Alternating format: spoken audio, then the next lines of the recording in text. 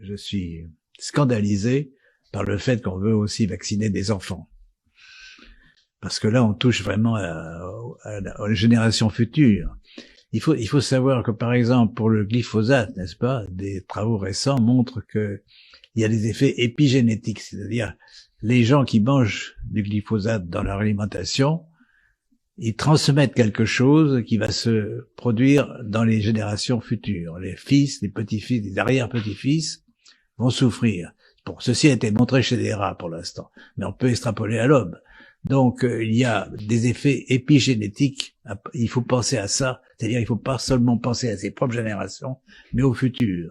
Et donc, là, le messager, l'ARN messager que vous injectez de votre vaccin peut très bien avoir des effets aussi pour les générations futures qu'on ne détecte pas si on ne les cherche pas. Donc là, c'est la persistance, on va dire, de ces substances qu'on injecte sans vraiment connaître les conséquences à moyen terme et à long terme. Absolument. Là, on nage dans l'inconnu total et essayer de proclamer la vaccination obligatoire pour tous, c'est une folie. C'est une folie vaccinatoire contre laquelle je m'élève absolument.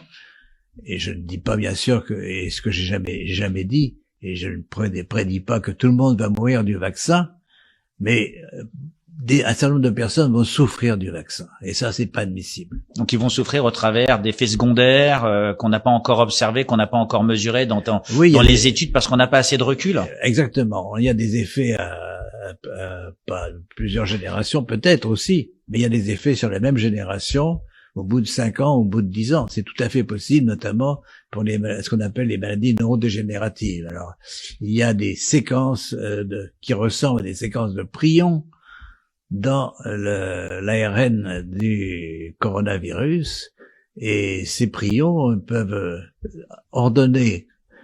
désordonner plutôt des protéines naturelles du cerveau pour les modifier et en faire des prions.